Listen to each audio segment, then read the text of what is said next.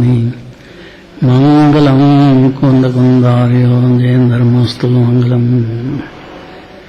नमः समय साराय स्वानुभूत्या चकासते चित्स्वभावाय भावाय सर्वभावान्तरजते।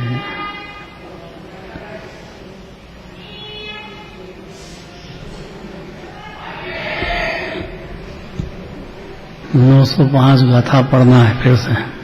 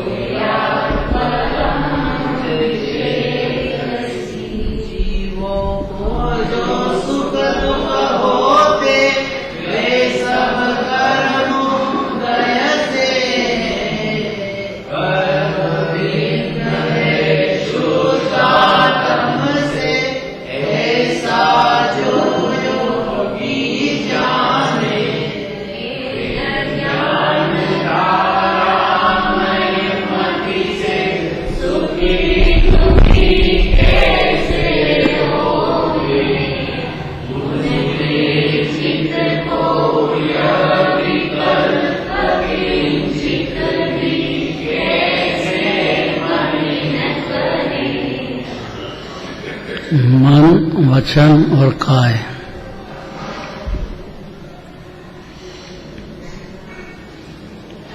मन जो है अनादि से विकल्प जाल को ही देखता आया है। मन ने जीव ने जो देखा है विकल्प ही विकल्प देखे अनादि काल से पर्याय, पाप के और पुण्य के। भिन्न आत्मा है, निर्विकल्प परिपूर्ण शांति का समुद्र अनादि अनंत। ऐसी बात जीव ने अनादि काल से सुनी नहीं है। सुनना उसको कहते हैं कि जो जीव को आत्मा का भान हो जाए।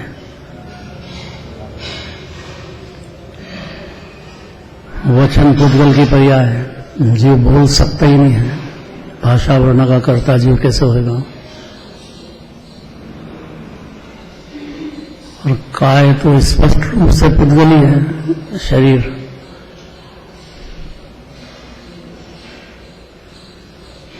तो मन वचन काय है, एक समय भी उससे भिन्न है आत्मा। ये बात अनादि काल से जीव जान नहीं पाया।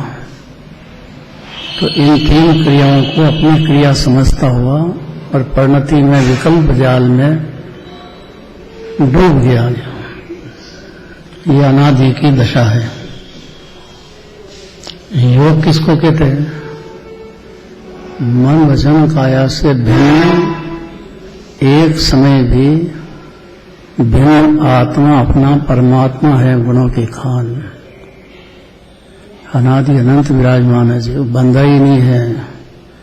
विकल्प पर्याय में हुए हैं, द्रव्य गुण में होते ही नहीं।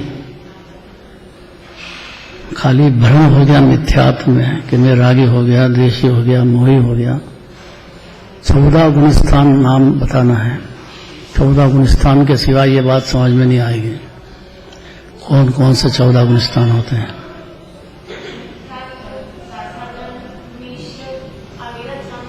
धीरे धीरे बोलो, जल्दी नहीं है। एक एक शांति से बोलो, क्योंकि ये सफर है लंबा।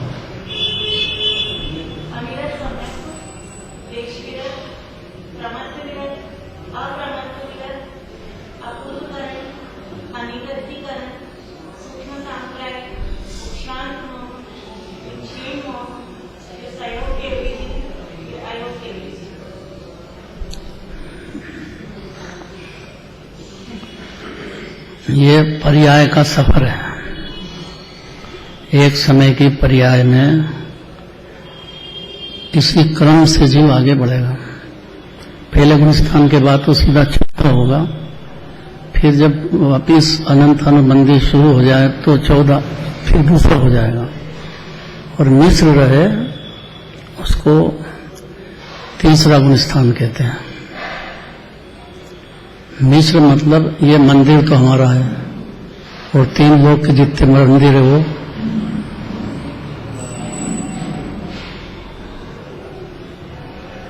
या एक भगवान पसंद करें, शांतिनाथ भगवान तो हमको प्रिय है और बाकी 24 भगवान।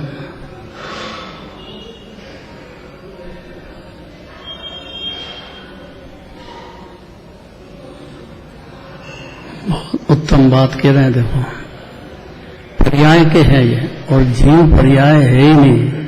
पर्याय तो वस्तु ही नहीं है, क्योंकि वस्तु उसको कहते हैं जिसमें द्रव्य गुण पर्याय 3 पाई जाए, उत्पाद ध्रुव पाया जाए, उसको वस्तु कहते हैं। वो 6 द्रव्य है, सब अपना अनादि अनंत उत्पाद ध्रुव की मर्यादा में रहते हैं।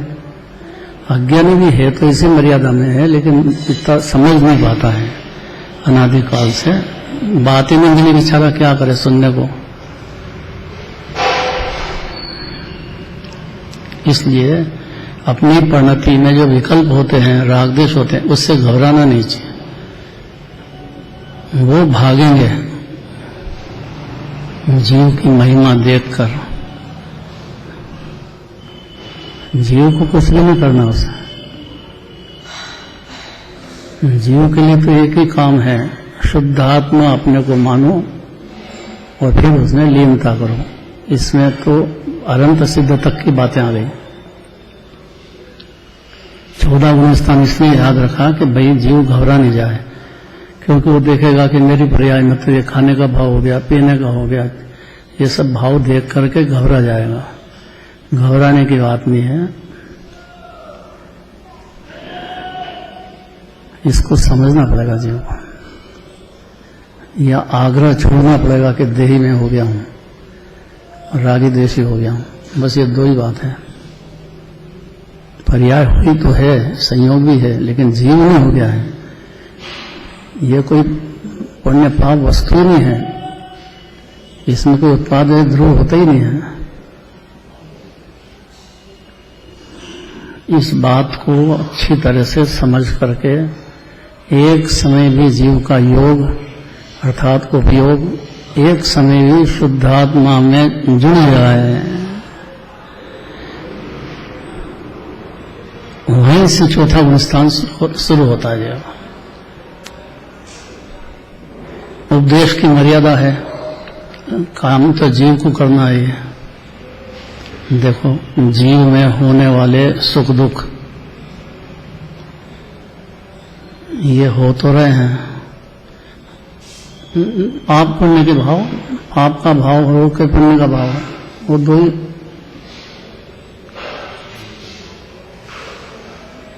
है तो दुखी।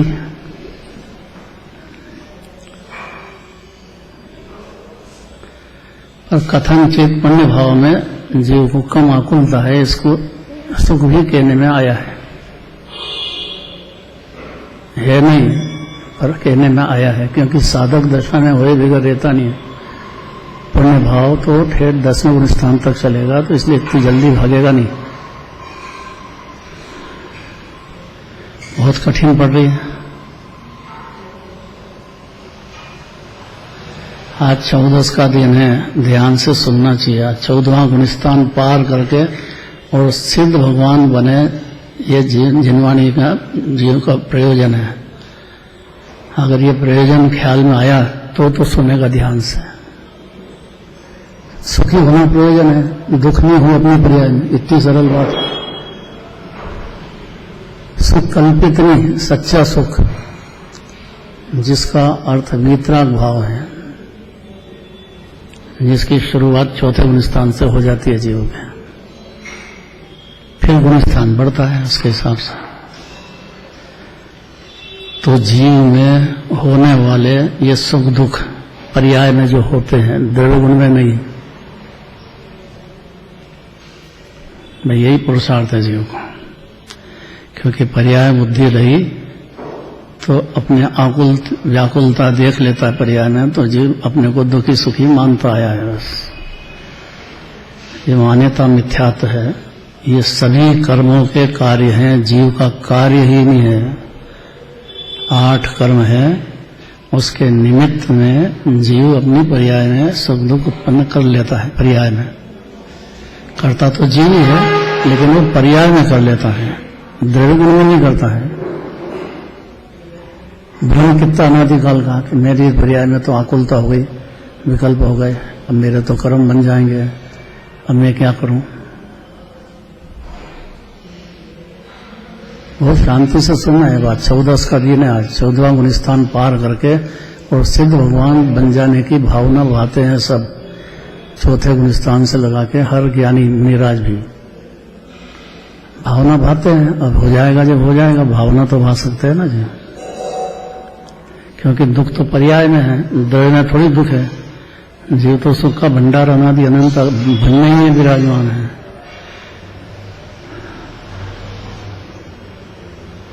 ये जो होते हैं कर्म के निमित्त से होते हैं। असाता का उदय, साता का उदय, दो ही होते हैं। और स्वर्ग चला गया तो उसको लगे कि भाई मेरे को तो स्वर्ग में बहुत सुख है, ऐसा अज्ञानी मानता है, ज्ञानी नहीं मानता ये बात। क्यों नहीं मानता है? क्योंकि कर्म जनित है ये। कर्म के उदय के अंदर एकत्व या ममत्व से जीव ने पैदा पर्याय में हुआ है। दृढ़ उसका जवाबदार नहीं है जीव, एक कर्म जवाबदार है। कर्म के निमित्त में होता है तो ज्ञानी उसको कर्म के खाते में डाल देता है, भाई इतना ही करना है जीव को, इतना ही समझना है बस। क्यों? क्योंकि सभी कर्म के कार्य हैं ये, पुण्य पाप होना, संयोग होना, वियोग होना, आकुलताएं होना, निमित्त है कर्म। 8 कर्मों से भिन्न तो सिद्ध भगवान है। यहाँ जीव के कर्म तो हैं मौजूद, तो जितने भी पुण्य पाप के भाव हो रहे हैं ये कर्म जनित के करके ज्ञानी उससे फ्री हो जाता है। मेरा कार्य नहीं है ये। जानना, देखना, आनंद भोगना, ये मेरा कार्य है, क्योंकि इसका समुद्र हूं मैं। इतना समझ जाता है, वहां से जीव ज्ञानी हो जाता है। फिर भी होते तो हैं, तो ये कहता है कि कर्मों के कार्य हैं ये, इसलिए सब कर्म ही है ये। पुण्य पाप भाव भी कर्म है, 8 कर्म भी कर्म है, दृढ़ कर्म भी कर्म है, 9 कर्म भी कर्म, सब कर्मों का कार्य है। जीव तो राजा, चेतन राजा अलग का अलग ही विराजमान है।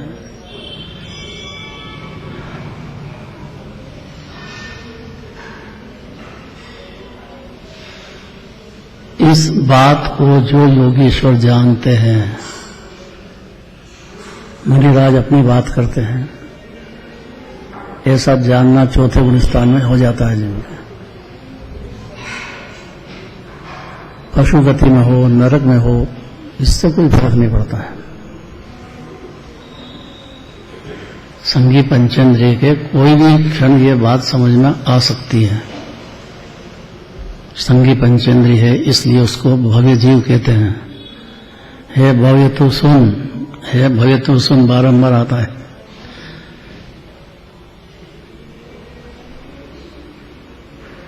अब भव्य को क्यों नहीं कहते हैं? वो भी तो जीव है, लेकिन वो कभी मानेगा ही नहीं ये बात। ऐसे ही उसका परिणामन है।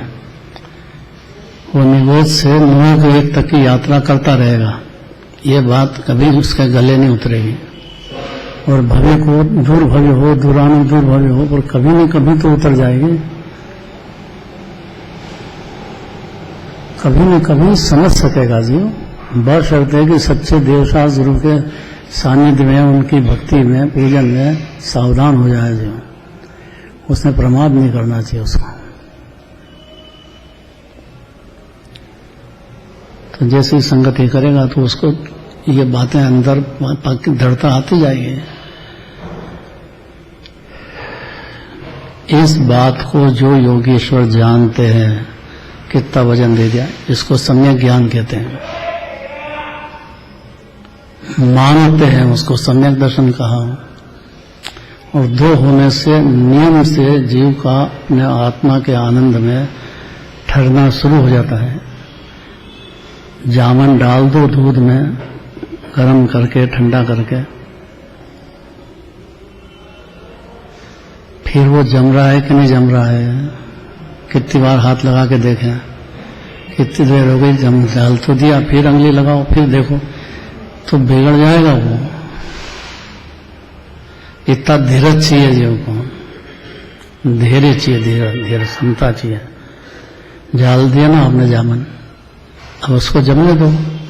एक बार आपको भेद ज्ञान हो गया है, अब काय के लिए जबरदस्ती करते हो, उसको ठहरने दो। राग देश हो रहे हैं, निकल जाने दो उसको धीरज से, गुणस्थान के हिसाब से। अंदर पकड़ने के लिए थोड़ी है, जबरदस्ती थोड़ी चलती है इसमें। थोड़ा पक गया हो तो उसको पीप को रखें अंदर के, दबा दें कि उसको निकलने दें।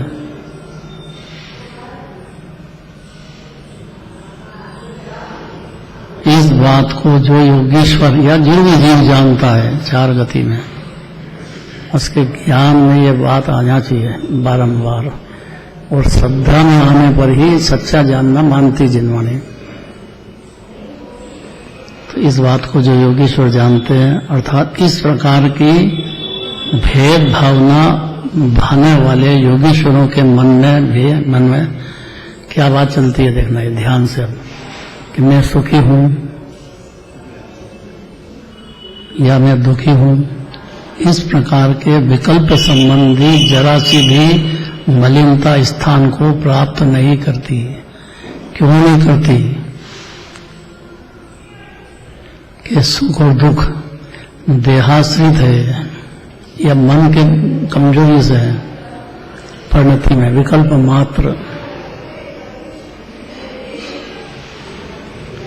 लेकिन जो जानते हैं उनको मलिनता स्थान को प्राप्त नहीं करती है। अर्थात शुद्धात्मा का अमृत रस, आत्मा का आनंद भोगना बढ़ते ही जाएगा, मलिनता नहीं रहेगी। पर्याय में होने पर भी एक अंश में पर्याय में मलिनता कम होती चली जाएगी। कितना कठिन है ये बात समझना, कितना कठिन है। क्यों हो गया ऐसा अनादिकाल से, उसकी बात अब विस्तार से करते थे। जब तक योगियों को इस बात का भली भांति ज्ञान नहीं हो, इसलिए ले लिया कि द्रव्यलिंगी मुनिराज अनंत बार बना है जी, और भली भांति आत्मा नहीं समझ पाया, ये बात गले नहीं उतरी उनको। तो पुण्य भाव करो, देह की क्रिया करो, ये धर्म है। ऐसे ही समझता रहा जीव अनादिकाल से। अनंत बार आ गया जिनवाणी के पास, फिर भगवान के, फिर भी यही समझ रही उसकी, दूर नहीं हुई। मिथ्या तो है इसका नाम, इससे बड़ा शत्रु कोई नहीं होता जगत में।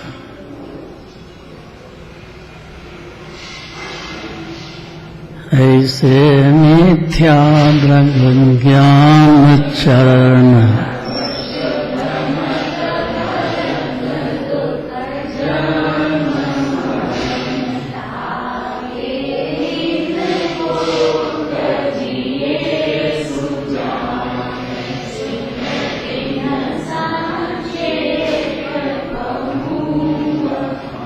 संक्षेप में कहते हैं, विस्तार तो अरुण भगवान ने बहुत, और ज्ञान खुद लंबा लेगा कि अनादि काल से हुआ क्या है। विस्तार तो खुद करेगा, जान तो जाएगा जी। कैसे? सुजान मतलब अच्छी तरह से जानो मिथ्या तो क्या होता है, मिथ्या ज्ञान क्या होता है, मिथ्या चारित्र क्या होता है, उसके रिजल्ट क्या होते हैं अभी वर्तमान पर्याय में, आगे उसका जन्म मरण में कहाँ कहाँ चला जाएगा जीव। इसको अच्छी तरह से जानना चाहिए जीव को। कि अपनी पर्याय में कैसे कैसे शत्रु विराजमान है, जिनको अनादि से गले लगाया है वो शत्रु है। बाहर की बात नहीं है, ये अंतरंग शत्रु है, ये मिथ्या दर्शन ज्ञान सहित। इसको जानना चाहिए जिनवाणी से।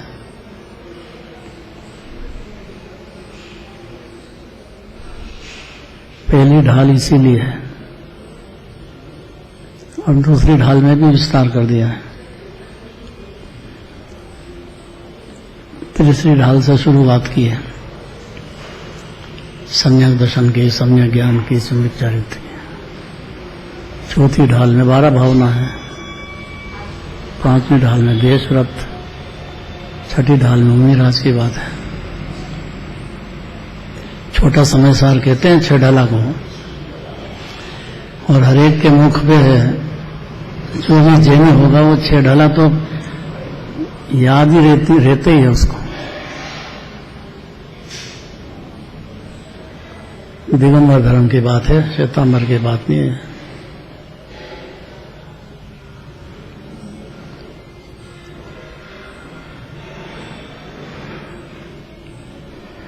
जो जानता है, इसमें सारी ताकत आ गई है। जानता है इस बात को कि कर्म का कारण है ये राग देश पर्याय में, निमित्त कर्म है। शरीर में रोग हो जाए तो एकदम घबराहट पैदा होती है जीव को, ज्ञानी को भी होती है, मुनिराज को भी होती है।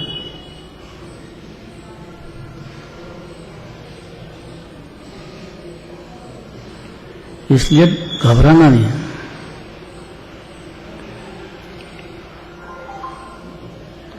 क्योंकि अकेला है, कोई शरण तो है नहीं, 4 गति है, ऐसे ही होता है। खाली इतना कह रहे हैं कि पर्याय में जो राग देश हो रहे हैं कर्म जनित हैं या कर्म ने करा दिए हैं, या निमित्त को मुख्य करके उसको कर्ता कह दिया है नहीं निमित्त करता, लेकिन कहा जाता है ताकि जीव थोड़ा संतुष्ट हो, एकदम घबराए नहीं, इसलिए कहा है। तो कर्म के गले पड़ जाओ, इसलिए कर्म विचारे कौन, भूल मेरी अधिकाई, मेरी भूल है ये। दृष्टांत दिया, अग्नि सहे घनघात, लोह की संगति पाई। अब लोहा है और अग्नि में तपा दिया तो उससे हथौड़े चलते हैं, और उसके जो औजार बनाना हो, जो बनाना हो बन जाते हैं। काहे की संगति से? तो जीव को अनादि से कर्मों की संगति है, भाव कर्म, द्रव्य कर्म और मूल कर्म। द्रव्य कर्म में मूल कर्म तो पुद्गल ही है, ये तय समझने में बहुत ताकत है। कैसे ही कर्म का उदय हो, पर तो पुद्गल में आएगा, जीव में क्या बिगाड़ दे। भाव कर्म जरूर जीव के पर्याय में है, ये उसका अपराध है। जिसको जीव गुण समझ रहा है, पुण्य पाप दोनों,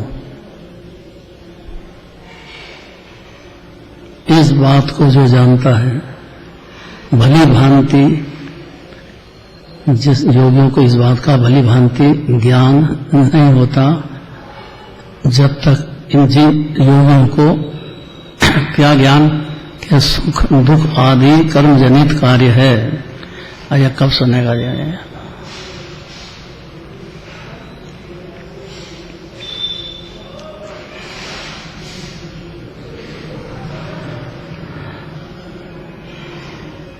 तभी तक उनके मन में ये रटन चलेगी कि मैं सुखी हूं, मैं दुखी हूं, मैं रंक हूं, मैं राजा हो गया हूं,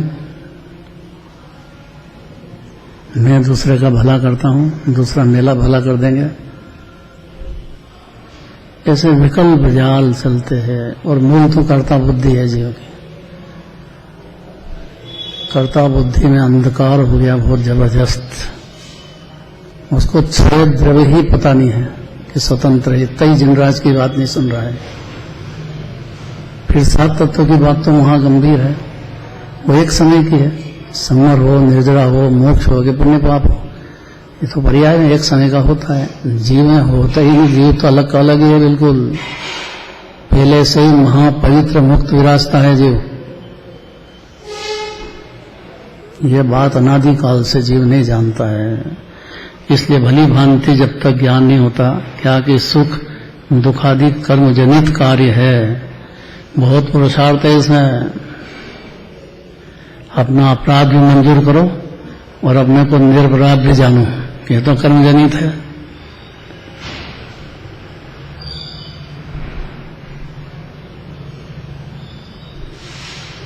जिनेन्द्र भगवान की कही बात है, ये बड़ा सभा में बड़े ध्यान से सुनी जाती है समझदार जीवों के द्वारा, अत्यंत भक्ति पूर्वक, विनय पूर्वक।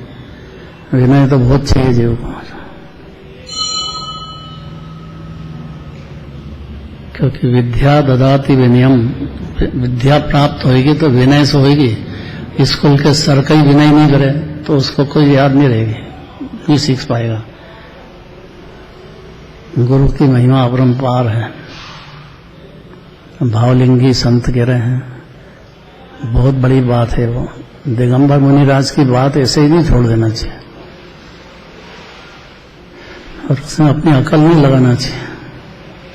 वो जैसा कह रहे हैं वैसा सुनो और उस पर विचार करके डिसीजन करो, निर्णय करो। ऐसा ही सत्य है कि ये पुण्य पाप के भाव कर्म जनित है, मेरे द्वारा कराया ही नहीं जाता है, मेरी सत्ता से बाहर है ही नहीं मेरे में। ये दो बात आएगी, एक तरफ कहेंगे कि पुण्य पाप का कर्ता जीव है, एक तरफ कहते हैं कि कर्ता है ही नहीं, ज्ञाता है। तो कौन सी सत्य है? अनिल जी कैसे?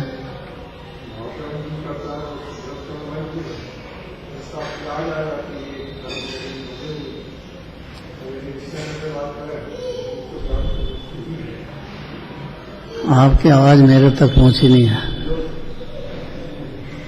अभी दूसरे से पूछना पड़ेगा। अब इधर पूछ लेते हैं, बहुत समझदार हमारी यहाँ।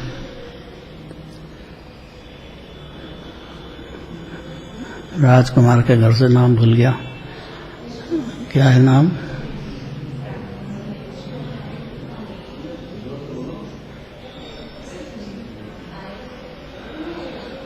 जबलपुर वाली आज नहीं? अच्छा, मेरे को ऐसे ही दिखा। देखो ज्ञान में से ज्ञान आता है। क्या दिखता क्या है?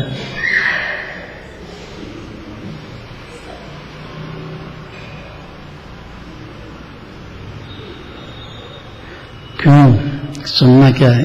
आत्मा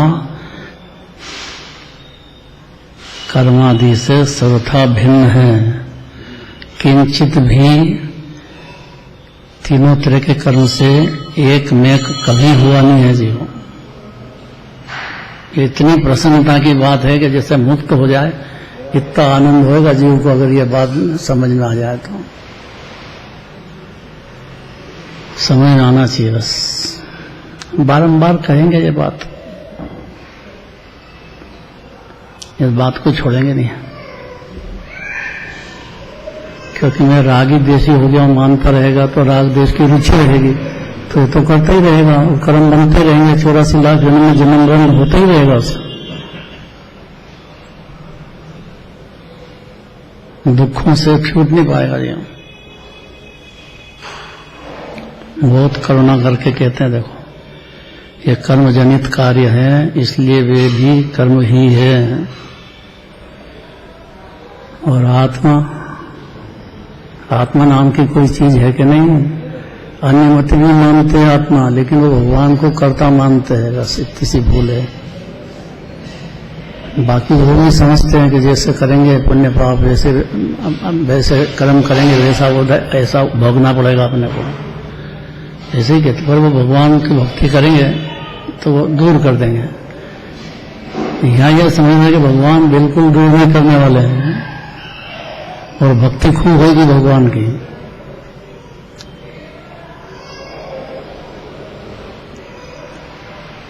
कर देंगे भगवान, बोलते तो ऐसे ही है, तारो तो तर जाए, आप तारोगे तो हम तर जाएंगे। पाटनी जी बहुत बोलते थे, अब तो गए पाटनी जी बहुत। ये सब अनजान चोर को क्या याद था, तर गया कि नहीं तर गया, तो भगवान ने तार दिया कि नहीं तार। तो मैं अनजान चोर से तो ज्यादा बुरा नहीं हूं।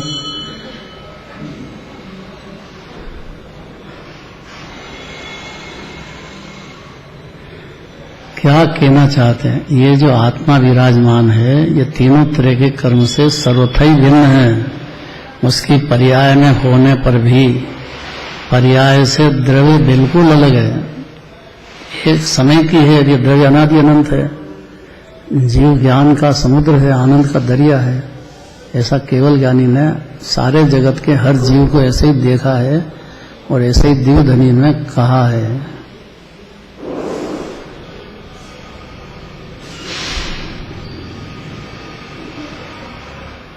इस प्रकार के विकल्प उत्पन्न हो नहीं है आत्मा में, क्योंकि जिस समय योगियों को इस प्रकार का भली भांति ज्ञान हो जाता है, क्या ज्ञान चाहिए कि कर्म तथा उसके सुख दुखादि कार्य सब आत्मा से भिन्न है। बस इतनी स्वीकृति चाहिए जी। जिनवाणी कहा, जिनवाणी ने अब जीव मान ले अपने को महापवित्र परिपूर्ण सर्वोत्तम पदार्थ मंजूर करे, अपनी सत्ता मंजूर करे। जीव शाश्वत सत्ता है उसकी है, जिसको अनादि से भूला हुआ है। जीव सर्वथा भिन्न है। उस समय उसके मन में कभी भी मैं सुखी हूं या मैं दुखी हूं इस प्रकार के मलिन विकल्प नहीं होते हैं। कि ज्ञानी के होते तो है कि ज्ञानी के राग होता है, द्वेष होता है, चारित्र मोह भी होता है, लेकिन मैं हो गया हूं ऐसा नहीं होता है। तो फिर राग द्वेष क्यों होते हैं? उसके लिए 14 गुण स्थान है। उस क्रम से जीव आगे बढ़ता हुआ सारे कर्म खत्म कर देगा दुख। अगर ये बात समझ जाएगा तो उसका खुद का पुरुषार्थ से होएगा ये, और कोई की मदद की जरूरत भी नहीं उसको। ज्ञानी को किसकी जरूरत है?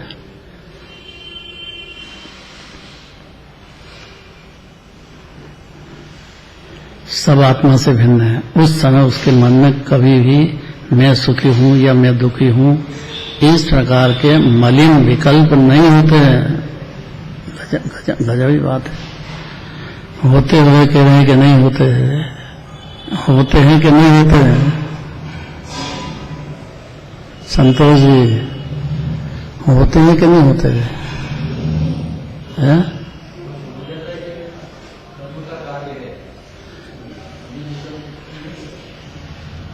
आप कैसी बात करते हैं? तो इसका मतलब अपने मस्ती से चलने दो, भाव पढ़ने, भाव खूब चलने दो। अपने में तो होते ही नहीं है।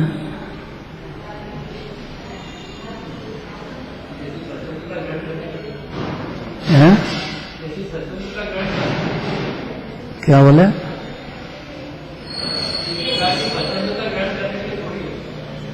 हाँ, होते तो हैं, लेकिन दुख है वो। प्रसन्नता तो इससे होती नहीं है। दोनों अकुलता ही है, पाप और पुण्य, पराधीनता। इसमें भेद नहीं करना पुण्य पाप का, नहीं तो फिर घोर संसार भटकेगा। पाप का हो कि पुण्य का हो, विकल्प है ये।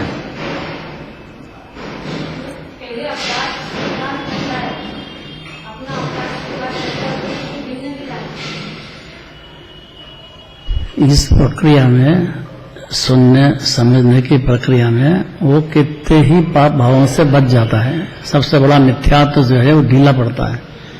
एक बार में भी सुनेगा तो ध्यान से तो ढीला पड़ेगा वो, और जीव की ताकत अंदर में बढ़ती चली जाएगी। फालतू नहीं जाएगा। जिनवानी का वार फालतू जाता नहीं है जीव। ध्यान से जिनवानी सुन रहा हो, आज नहीं तो कल के 10 जन्म बाद के 100 जन्म बाद उसका रास्ता लग जाएगा। बात शर्त है कि विनयवंत हो तो। ये बहुत जरूरी शर्त है। सच्चे देवशास गुरु की विनय नमोकार मंत्र से बड़ा कोई मंत्र ही नहीं होता जगत में।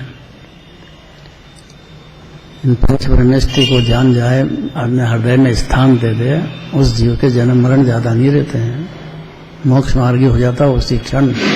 यथार्थ श्रद्धा होते से ही पंच ब्रह्मेष्टि ही 3 लोक के ना शरण है। ये बहुत बड़ा मंत्र है नमोकार मंत्र।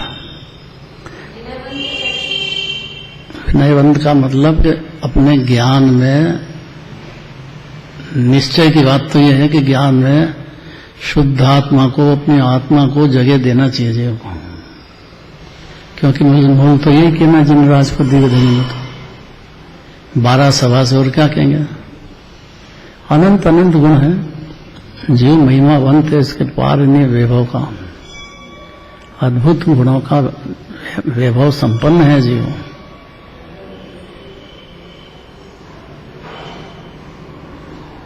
भगवान के दर्शन में, पूजन में, भक्ति में, तीर्थ यात्राओं में। आज पूजा करी होगी ना अकृत्रिम चेत्या लेगी, तो 3 लोक में कितने हैं, नरक में कितने हैं भाई बताओ? 7 करोड़ 72 लाख। और स्वर्ग में कितने हैं? 14। और 3 लोक में कितने हैं? ये तो अकृत्रिम कहे। और कृत्रिम, कृत्रिम माने जिसमें जीव का विकल्प लगा हो। जैसे ये मंदिर है तो विकल्प हुए हैं जीव के पर्याय में, उनने बना दिया ऐसा नहीं कह रहे हैं, पर उनकी परिणति में भाव हुआ है कि भाई ये मंदिर बनना चाहिए, एकदम बढ़िया बनना चाहिए। नींव भी कितनी गहरी डालते हैं, क्यों? क्योंकि 500-1000 वर्ष मंदिर का कुछ नहीं बिगड़ता है, ये तो फिर रिपेयर हो जाएगी, जगह तो यही रहेगी।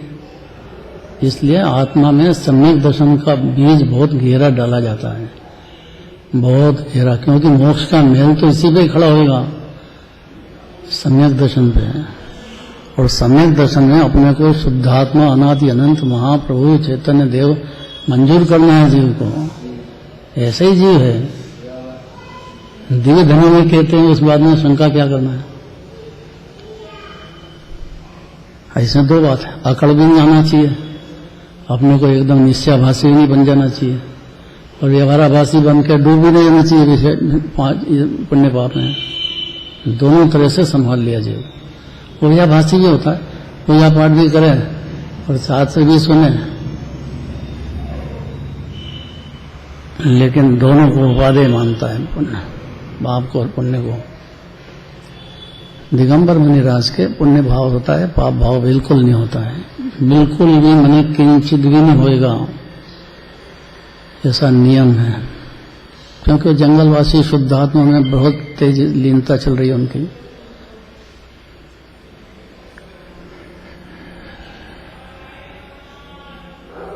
अगली गाथा है, व्यवहार में देवशास गुरु और निश्चय में केवल आत्मा। क्या जोरदार बात है। इतनी भूमिका बनाने के बाद में इतने ही निश्चय व्यवहार में संसार भटक गया है। अगर ये 2 बात समझ जाए निश्चय व्यवहार की, मोक्ष मार्गी हो जाएगा, और मोक्ष की गारंटी है। 2 बात समझ जाए बस। कहते हैं, गाथा पढ़ो।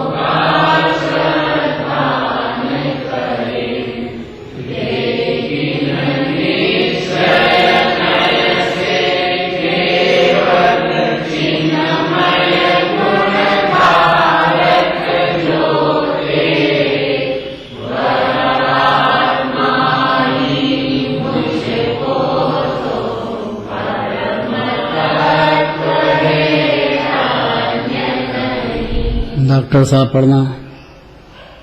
जब तक हम व्यवहार मार्ग में स्थित हैं तभी तक हम भक्ति में तत्पर होकर देव प्रतिमा, गुरुओं, मुनिजनों तथा शास्त्रादि को मानते हैं। निश्चय ऐसे तो एकत्र के आश्रय से प्रकट होने वाले चैतन्य रूपी गुण से प्रगल्भ बुद्धि संबंधी तेज का धारी हमारा केवल एक आत्मा ही कृष्ण तत्व है। इससे भिन्न अन्य कोई तत्व ही नहीं है। बहुत ही बढ़िया बात है, उत्तम बात है। भावार्थ इधर पढ़ो, कौन पढ़ेंगे? अनिता जी पढ़ो। जब तक हम व्यवहार मार्ग में स्थित है तब तक भक्तिवश देव को मानते हैं, देव की प्रतिमा को नमस्कार करते हैं, गुरु और मुनि जनों को भी मानते हैं तथा शास्त्र आदि की भी भली भांति भक्ति करते हैं। किंतु जिस समय शुद्ध निश्चय मार्ग का अवलंबन करते हैं उस समय हमारा आत्मा ही एक कृष्ण तत्व है।